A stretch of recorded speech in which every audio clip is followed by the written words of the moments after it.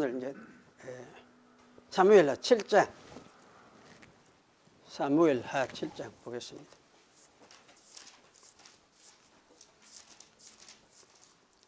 칠장 7장이면 잘 알죠? 사무엘하 7장. 여호와께서 사방의 모든 대적을 파하사 왕으로 궁에 평안히 거하게 하신 때에 왕이 선지자 나단에게 이르시되 볼지어다 나는 백창목궁에 거하거늘 하나님의 궤는 휘장 가운데 있도다. 나단이 왕께 고하되 여호와께서 왕과 함께 계시니 물은 마음에 있는 바를 행하소서. 그 밤에 여호와의 말씀이 나단에게 임하여 가라사대 가서 내 종 다윗에게 말하기를 여호와의 말씀이 네가 나를 위하여 나의 거룩한 거할 집을 건축하겠느냐. 내가 이스라엘 자손을 애굽에서 인도하여 내던 날부터 오늘날까지 집에 거하지 아니하고 장막과 해막에 거하며 행하였나니 무릇 이스라엘 자손으로 더불어 행하는 곳에서 내가 내 백성 이스라엘을 먹이라고 명한 이스라엘 어느 지파에게 내가 말하기를 너희가 어찌하여 나를 위하여 백향목 집을 건축하지 아니하였느냐고 말하였느냐.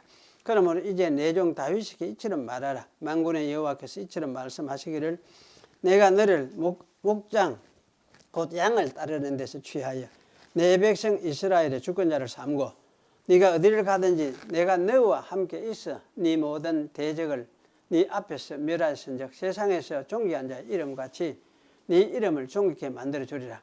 내가 또 내 백성 이스라엘을 위하여 한 곳을 정하여 저희를 심고 저희로 자기 곳에 거하여 다시 옮기지 않게 하며 악한 유로 전과 같이 저희를 해하지 못하게 하여 전에 내가 사사를 명하여 내 백성 이스라엘을 다스리던 때와 같지 않게 하고 너를 모든 대적에게서 벗어나 평안케 하리라. 여호와가 또 네게 이르노니 여호와가 너를 위하여 집을 이루고 네 수완이 차서 네 조상들과 함께 잘 때에 내가 네 몸에서 날 자식을 네 뒤에 세워 그 나라를 경고케 하리라. 저는 내 이름을 위하여 집을 건축할 것이요 나는 그 나라 위를 영원히 경고케 하리라. 나는 그 아비가 되고 그는 내 아들이 되리니 저희가 만일 죄를 범하면 내가 사람의 막대기와 사람 막대기와 여기 사람들의 막대기와 이렇게 할 수도 있는데요. 이생 채찍으로 징계하려니와 내가 네 앞에서 패한 사울에게서 내 은총을 빼앗은 것 같이 그에게서는 빼앗지 아니하리라. 네 집과 네 나라가 내 앞에서 영원히 보존되고 네 위가 영원히 경고하리라 하셨다 하라. 예, 여기까지 이렇게 했습니다. 오늘 여기 이제 읽은 말씀은 다윗 언약이라고 불리고 있어요. 다윗 언약에 하신 핵심입니다. 다윗 언약하면 어디가부터 다윗 언약이냐 할 때에 보통 이제 사무엘 지나고 다윗 등장하는부터 이렇게 다윗과 관계된 걸 다 그렇게 이제 어울려 합쳐가지고 다윗 언약 이렇게 이제 말을 하기도 하는데 여기 이제 핵심적으로 그렇게 보통 그렇게 말을 하지 않고 이제 이 우리 개혁주의 신학에서는 딱 좁혀가지고 이렇게 이야기를 하죠. 그 사무엘하 7장 요것에 해당되는 역대기 말씀하고 그러니까 여기 다윗 언약이다 이렇게 또 말하기도 합니다. 하나님께서 이스라엘 왕이 된 이 다윗에게 이 언약을 주셨는데 그러면 이제 이 언약의 내용이 과연 오늘 우리들에게도 무슨 관계가 있느냐? 사실 밀접한 관계가 있습니다. 다윗에게 이 언약을 주실 때는 아마 제가 생각할 때는 주전 아마 990년에 주셨다 생각이 들어져요. 그런데 그쯤에 주셨던 주전 990년, 주전 1000년 아닙니까? 그러니까 지금하고 하면 3000년이 넘는 그런 세월이거든요. 그런데 이때 주셨던 언약이 오늘 우리들과 무슨 관계가 있느냐? 밀접한 관계가 있으니까 사실 이걸 좀 잘 이해를 하는 것이 필요합니다. 그 내용 자체도 복잡하고 이게 무슨 말을 하는지 누구에 대한 이야기인지 이게 좀 굉장히 아름하기 때문에 그래서 이 본문을 잘 살펴보면서 우리가 이해를 할 필요가 있습니다. 여기 이제 1절 말씀은 하나님께서 다윗 왕에게 이 약속을 주실 때의 배경을 대략적으로나마 추론해 볼 수 있게 해줍니다. 여기 보니까 그 왕이 자기의 집에 거하고 여호와께서 그를 위하여 사방의 대적들을 잠잠하게 하신 때에 이렇게 이야기를 해놨기 때문에 이걸 이제 곰곰이 생각하면 그래요. 그러면 다윗의 집도 완공이 되어 가지고 이제 다윗이 집에서 편안하게 거하는 그런 상태로구나. 그렇게 생각할 수 있고 또 이제 여기 다윗이 나라가 이제 주변의 그 원수들도 거의 이제 꼼짝 못하게 된 그런 상태를 이야기를 하는구나. 그런 생각 되어지죠. 그래서 이렇게 이제 이런 상태라고 하면 이거는 다윗이 왕이 된 지 상당히 오래된 후의 일이겠구나. 그런 생각을 하게 만듭니다. 그리고 여기 잠잠하게 하셨다는 말도 똑같이 이런 생각을 하도록 만들어주는 그런 말이라 할 수 있습니다. 그래서 이런 이제 글을 보면은 아마 이 말을 주신 것이 아까 이야기했듯이 주전 990년, 그리고 다윗이 이제 왕이 된 지 근 한 20년쯤 지난 그때가 되겠다 생각. 왜 그러냐 하면은 이제 다윗이 유다를 다스리는 것만도 7년 반이거든요. 7년 반이 했는데 그때 이제 이스라엘 왕하고 합쳐가지고 이제 총 그 후에 이제 왕이 되었으니까 전체 이스라엘 전체의 왕이 되었으니까 그리고는 이제 왕이 돼가 정복하고 그 전쟁해가지고 이제 시온을 빼앗고 그러면서 이제 블레셋하고도 전쟁하고 이런 이제 과정을 거치잖아요. 그 과정을 거치면서 이제 그때 이제 뭡니까 이 히람이 와서 이제 다윗 집을 건설하려고 했으니까. 그래서 다윗 집을 건설하면은 다윗 집이 궁궐을 건설하는데 그게 상당히 오래 걸렸어요. 한 7년, 14년인가 그리 걸렸거든요. 그래서 그런 관점에서 이래 생각해 보면 이거는 적어도 왕이 된 후에 한 20년은 넘게 되겠구나. 이런 생각이 들어져요. 그래서 이렇게 보면은 30세 때 처음 왕이 된 다윗이었는데 이건 한 50세쯤 될 때 이런 말씀을 하셨겠다. 이런 생각을 하게 됩니다. 그래서 이때는 다윗도 여러 가지 생각했죠. 이제 자기가 나도 그때 한 50대 되면 옛날 그때 그 시대의 사람들을 참 오래 장수한 셈이거든요. 셈인데 이제 내 후계도 있어야 되겠고 과연 후계를 누구를 정해야 될지 그것도 모르겠고 또 언제 내가 죽을지도 모르겠다 하면 이런 생각을 할 수 있었겠다 생각이 들어져요. 그래서 이런 상황 속에서 이제 여기 아마 돌이켜 보니까 이 자기는 백항목궁에서 하는데 살고 있는데 하나님의 괴는 여전히 휘장 가운데 내가 놔뒀구나. 분도 이런 생각을 먼저 하게 된 것 같습니다. 그래서 자기 앞에 있는 이 선지자 나단에게 이 사실을 이야기를 했습니다. 그래서 2절 이 상황은 다윗 왕하고 선지자 나단이 아마 궁중 회의를 하는 그런 상황 같다는 생각이 들어요. 그래서 이제 왕이 내가 깨달은 거 미처 깨달은 것을 이제 선지자 나단한테 이야기를 한 거죠. 어느 차 내가 이렇게 했네. 참 나는 이렇게 편하게 궁중에서 지내는데 하나님의 걔는 그냥 이때까지 그냥 장막에 그냥 놔도 돼. 이런 이야기를 했던 거죠. 그래서 이제 이 이야기를 하면서 웃자면 좋겠노 이제 물었던 것이죠. 그때 이 나단 선지자가 대답이 왕이 마음에 있는 대로 하십시오.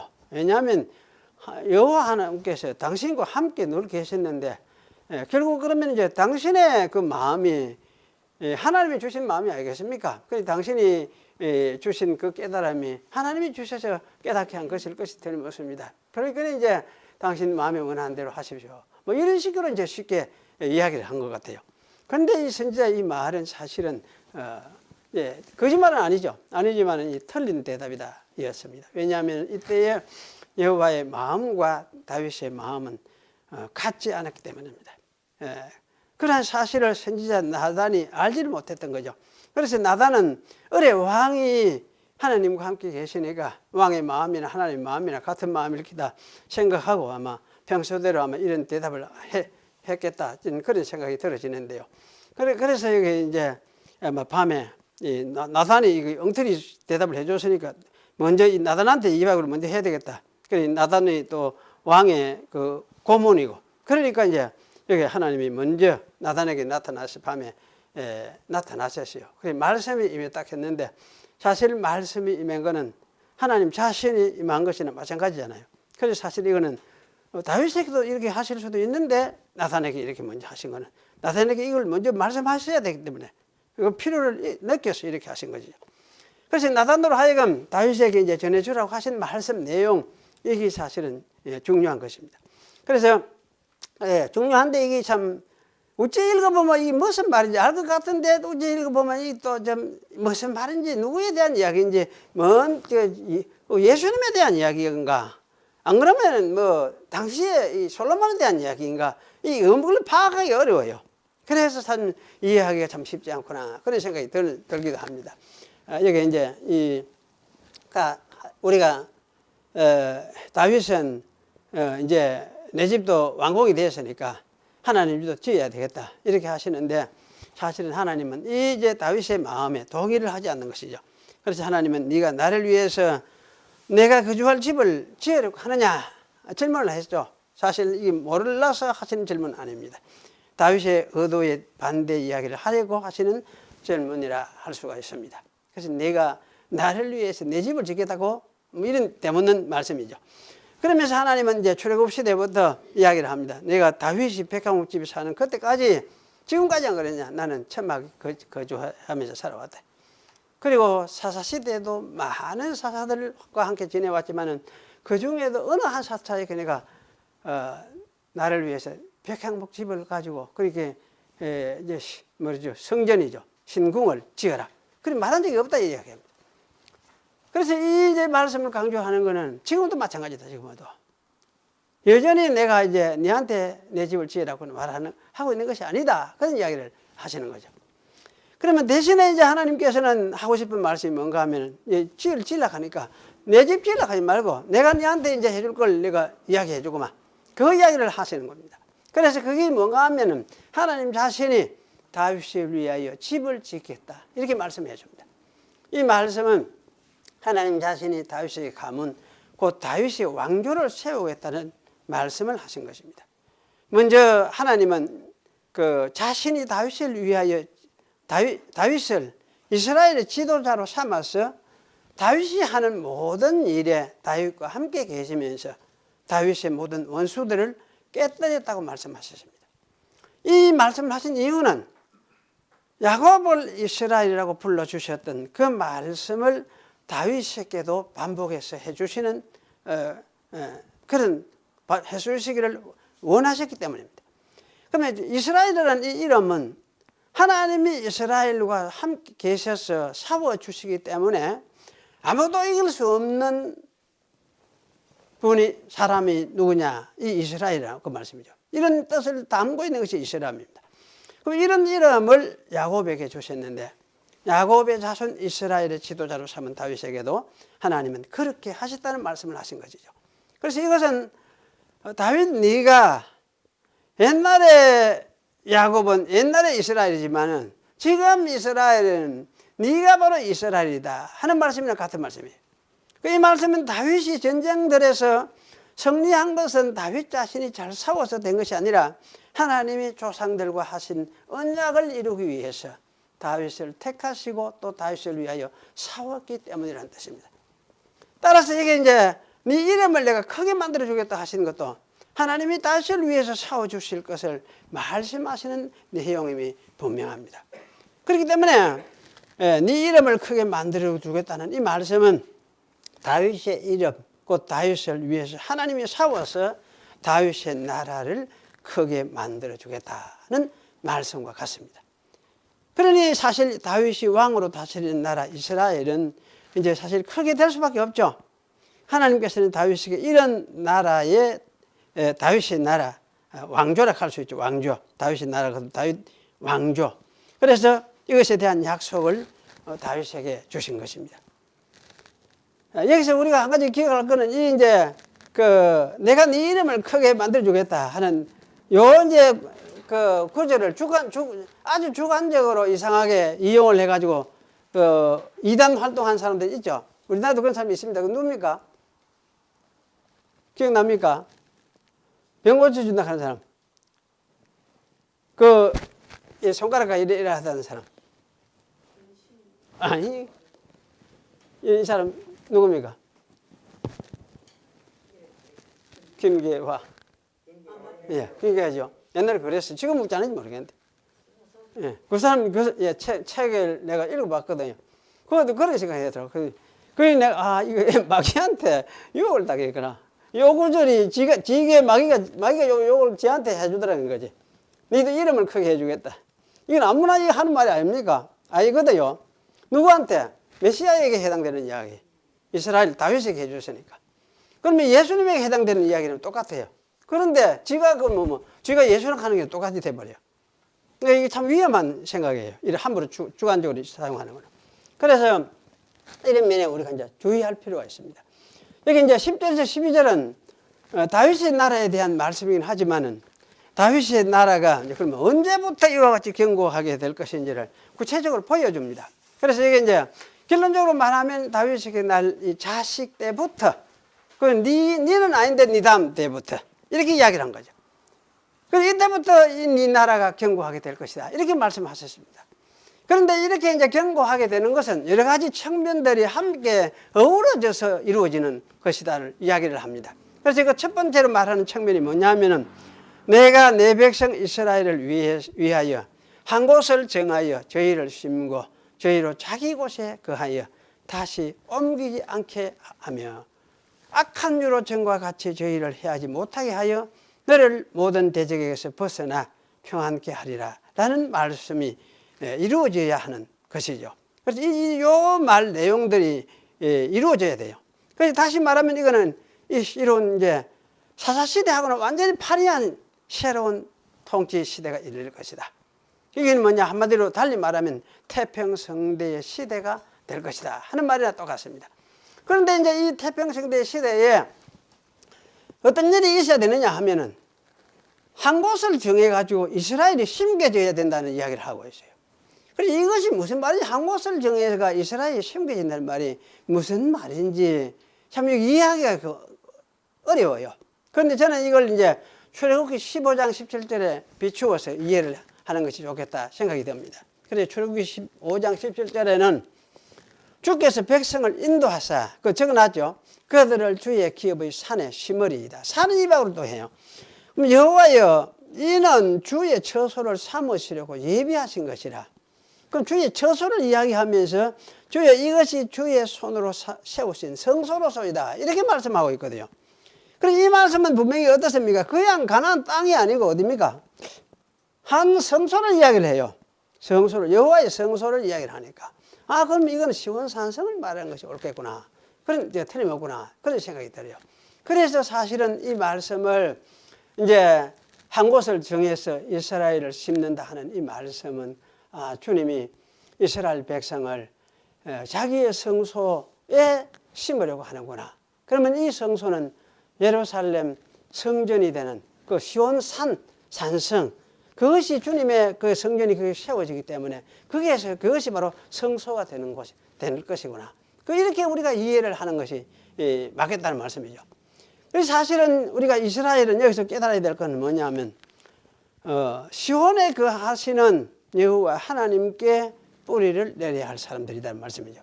그래서 이것은 그야말로 세속적인 세상적인 부여의 뿌리를 내리는 사람, 땅 주니까 와 좋다 우리 땅 바다가 여기서 살자 이래가지고 이제 이런 것에 뿌리를 내리는 사람들이 아니고 여호와를 경외하는 믿음의 뿌리를 굳게 내려야 할 사람들이 바로 이스라엘이라는 말씀입니다. 이렇게 될 때에 이스라엘 백성들은 각기 자기의 기업에서 태평성대를 누리게 될 것입니다. 그래서 사실은 이 태평성대를 이야기를 하고 있어요. 그런데 사실 성경에 보면 이렇게 태평성대가 이루어지는 때가 언제냐? 솔로몬 때에 이렇게 이루어졌다는 것을 보여주고 있어요. 그래서 사실 이런 관점에서 보면은 다윗에게 약속한 태평성대는 솔로몬에게서 시작되었다고 말을 할 수가 있습니다. 굉장히 빨리 시작된 거죠. 그래서 사무엘하 오늘 7장 12절에도 네 몸에서 날 자식을 네 뒤에 세워 그 나라를 견고케 하리라 이렇게 말씀하고 있어요. 다윗이 걱정을 하니까 한 50대가 넘은 상태에서 50 이제 자기는 이제 언제 죽을지 모르겠다 싶은데 이 말씀을 해주는 거죠. 네 몸에서 네 자식을 내가 하나 세워서 나라를 이렇게 견고하게 만들어주겠다. 이렇게 말씀을 한 것입니다. 그리고 이제 두 번째 측면이 뭐냐면 누가 하나님의 그러면 성전을 지어야 하는지도 여기 말씀하고 있죠. 그래서 이 다윗의 몸에서 날 자가 그가 내 이름을 위해서 집을 건축할 것이다. 이렇게 말씀하거든요. 여기 집은 뭐냐? 하나님 성전이에요. 똑같은 집을 이야기해요. 네 집, 내 집 이렇게 이야기하는데 네 집, 내 집이 아니라 네가 내 집 짓자, 내가 네 집 짓구만 이렇게 하는데 이 집이 지금 하나는 다윗의 그 왕조를 이야기를 하고 있고 하나는 이제 하나님 성전을 이야기하고 있어요.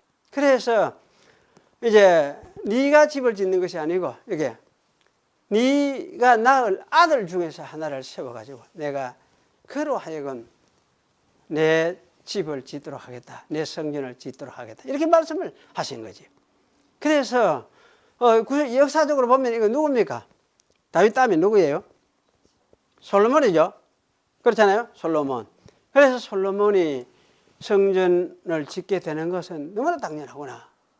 다윗은 짓지 마라. 이렇게 말씀을 하나님이 하신 것이나 같습니다. 그런데 우리가 이렇게 보면 이제 왜 하나님께서 다윗을 성전을 짓지 못하도록 하셨을까? 그리고 솔로몬을 왜 성전 짓도록 하셨을까 하는 이유가 사실은 여기 역대기에 보면은 이게 나옵니다. 그래서 이게 설명을 해주는데 역대기 설명을 어떻느냐 하면은 다윗 너는 전쟁의 사람이다. 전쟁의 사람이다. 그래 전쟁의 사람이니까 너는 성전 건축에 합당하지 않다. 이런 이야기를 해요. 전쟁의 사람. 그 반면에 솔로몬은 어떤 사람이냐? 평화의 사람이다. 그래 평화의 사람이니까 평화에 합당한 상징적으로 합당한 성전이 그때 성전은 어째입니까? 성전은 한번 지어놓으면 이거는 움직여 갈 수가 없지. 아니 그 더 이상 이제 여행이 끝났다는 게 그게 성전이거든. 여행이 끝나는 거예요. 그래서 솔로몬은 이제 여행이 끝나 더 이상 이스라엘이 여행하지 아니해도 이리저리 쫓겨다니지 아니해도 되는 그런 시대를 시작한 사람이다. 그런 시대에 맞은 자가 솔로몬이다. 그래서 이제 이건 누구냐? 하나님이 평화를 주셨기 때문에. 그리고 이 평화의 인물로서 합당한 사람인데 그 사람이 누구냐? 솔로몬이다. 이렇게 이야기를 하고. 대신에 다윗은 어떠냐? 네 평생 싸우면서 싸웠대. 평생 싸우면서. 전쟁하면서 싸우고 피를 많이 흘리는데 그거는 뭐냐면 네가 죄 있다는 말이 아니고 너의 그 생애에 네가 해야 될 일이 그런 것이었다는 이야기예요. 전쟁하면서 싸우는 삶을 너는 살았다는 거예요. 그래서 이 전쟁하면서 싸우는 삶은 어떤 삶이냐 할 때 마치 출애굽해가지고 광야로 다니면서 이쪽저쪽 돌아다니는 것과 똑같은 그런 삶이었는데 너도 그 삶에 해당되는 사람이었다. 그 삶을 너는 완성하고 마지막으로 아우르는 마무리 짓는 사람이다. 그래서 너는 이제 싸움의 사람이다. 전쟁하는 사람이다. 이렇게 말씀하면서 이런 전쟁하는 사람이 성전을 지으면 이게 뭡니까? 맞지를 않죠.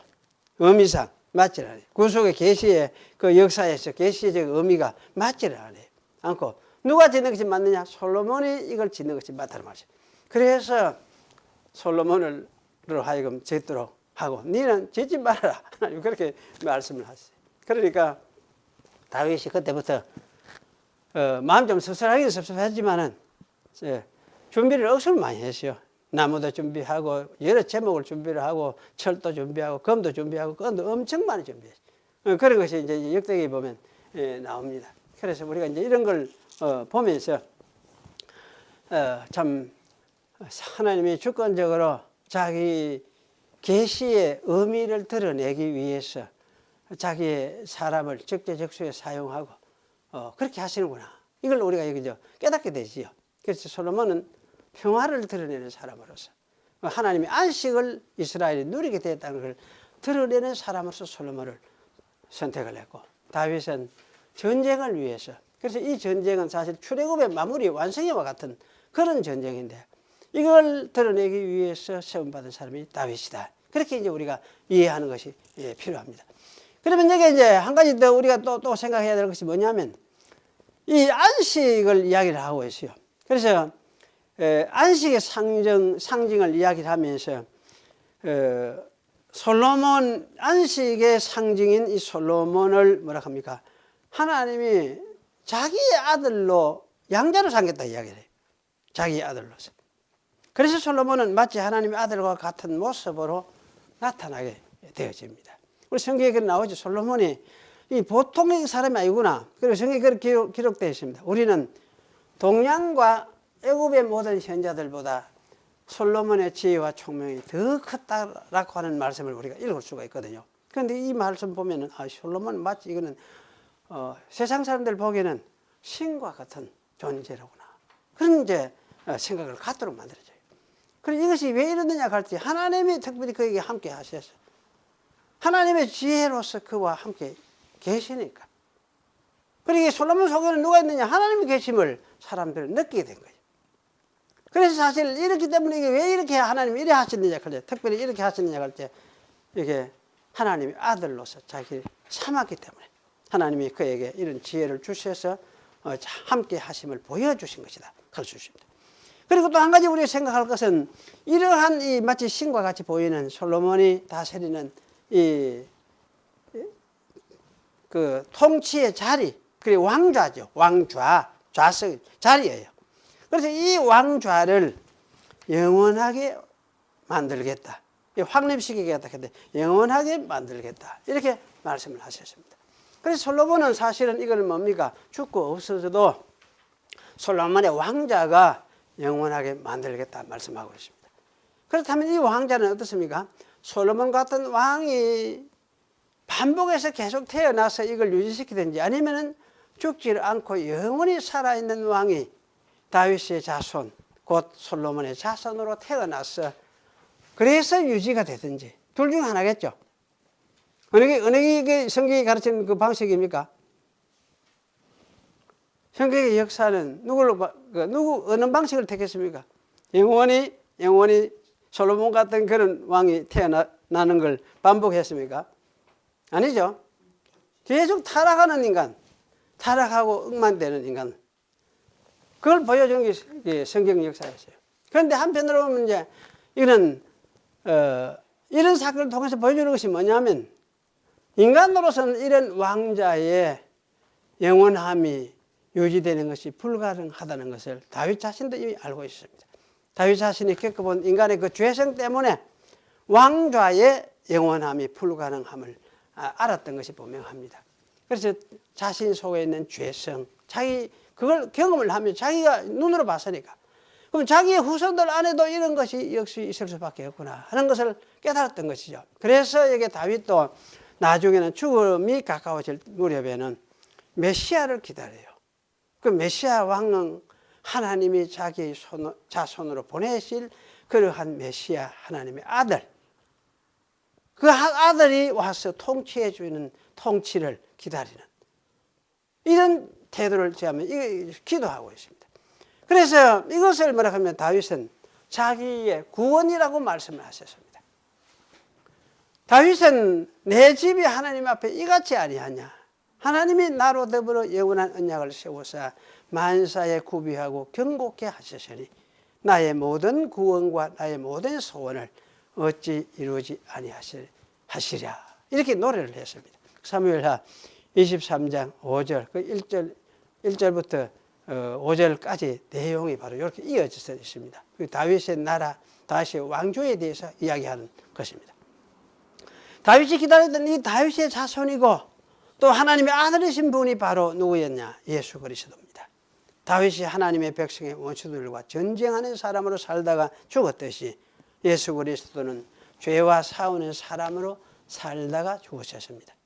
하지만 그는 또한 솔로몬이 암시해 주었던 그 신성의 실체로서 부활하여서 하나님의 아들이심을 증거해 보여주셨습니다. 그 다윗도 솔로몬도 이런 이제 그 후손이 올 것을 깨닫고 기다리면서 살다가 세상을 떠났다. 저는 그렇게 믿습니다.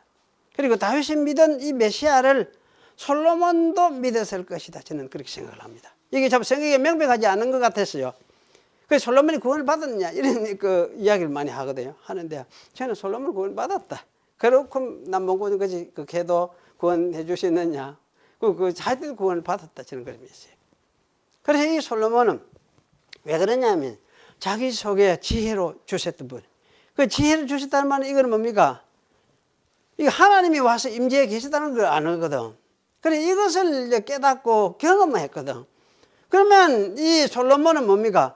평생 이렇게 했느냐 하면 나중에는 망나게 돼가지고 엉뚱질 얼마나 많이 했습니까? 그래 이건 나중에 깨달은 게 뭐냐면 그때 그 지혜롭게 그렇게 해가 그 나라를 크게 그렇게 통치하도록 했던 것이 이게 누가냐? 하나님의 신이 자기 속에 계셔서 자기를 이끌어 주셔서 하셨구나. 이걸 사실 더 확실하게 깨닫게 된 거지. 그러니까 이것을 깨달았던 사람이 솔로몬인데 자기 후손으로 이것을 통해서 자기 경험한 걸 통해서 그러면 자기 후손으로 미래의 왕이 특히 이거는 사람이 왕이 아니고 하나님이 보내시는 그런 신적인 왕이 올 것이 틀림없구나. 이 사실을 아마 깨달은 것이 분명하다. 그렇게 생각이 돼요. 그럼 자기가 경험해 보니까 지 속에 하나님이 계심을 자기는 평생 살았잖아. 그걸 경험했으니까. 그러니까 사실은 이제 내 속에 하나님의 신으로 와 계셔서 그분이 계셨는데 미래에는 진짜 이제 나의 후손으로서 육신을 입고 이분이 하나님이 오시겠구나. 이 사실을 깨달았던 것이 이 솔로몬이다. 그런 생각이 들어요. 그래서 아마 솔로몬의 그 성경에 우리 솔로몬의 노래들 많이 나오잖아요. 그때 딱 하는 것도 나오고 그런 것들이 전부 다 이제 이러한 깨달음을 배경으로 해서 나오는 이야기들이. 이런 깨달음. 그래서 솔로몬도 다윗과 똑같이 미래에 올 하나님이 보내실 메시아를 기다리면서 살다가 간 것이 틀림없다. 그런 생각이 들어요. 그래서 사실 그들은 뭡니까? 하나님의 백성이고 또 이래 되면 지옥은 안 가겠죠. 그러죠. 이거는 영생에 참여하게 된 건 틀림없겠다. 하나님이 주시 이런 사람을 무조건 간에 또 구원에 참여하도록 하나님이 하셨을 것이니까. 그래서 사실은 이런 이제 관점에서 우리가 이 다윗에게 이 약속을 허락해 주시고 아마 다윗이 살면서 이러한 이 약속이 어떻게 실현될 것인가 하는 것을 나이가 들면서 이제 50대부터 해가 77까지 죽었으니까 그 나머지 시간이 바로 이런 것을 깨닫고 배우는 기간이에요. 다윗의 나머지 시계가 한 20년이 이런 것을 깨닫고 배우는 시간이에요. 그러니까 여러분이 아마 나이가 들어가면서도 하나님의 이런 진리들이 우리가 더 배워가고 깨달아가는 거 이런 게 있어야 되겠다 싶어요. 왜냐하면 그래야 천당 가는데도 겁 안 내고 하나님 오락하면 아니 가야지 이렇게 하고 이제 가지. 그래서 사실은 그런 것을 배우면서 진리를 더 확인해가는 이런 그 삶이 되었으면 좋겠다. 그런 생각도 해봅니다. 예, 기도하겠습니다. 하나님 아버지 감사합니다. 오늘 다윗에게 주셨던 언약의 말씀이 오늘 우리들에게도 주신 말씀임을 다시금 깨닫습니다. 다윗이 바라보고 그 깨달음 가지고 바라보고 믿고 살아갔던 메시아 예수 그리스도가 하나님의 아들이신 분이 바로 우리의 또 주님이시고 구원주이심을 다시금 깨닫게 되어집니다. 그래서 저희들이 예수 안에서 구원을 받고 또 주의 나라를 향해서 영생의 나라를 향해서 준비를 하고 살고 있사오니 저희들 하여금 우리 나이가 들어가면 갈수록 더욱더 이러한 것에 대한 신앙이 돈독해지고 또 확실해지고 마음이 새겨져서 언제 주님이 부르실지라도 또 그 나라에 주님께서 준비해 두신 그 나라에 우리가 가기에 주저하지 않는 그런 저희들이 될 수 있도록 하나님께서 저희에게 믿음을 더해 주시고 또 확실하게 해 주시옵소서. 예수님의 이름으로 기도하옵나이다. 아멘. 예.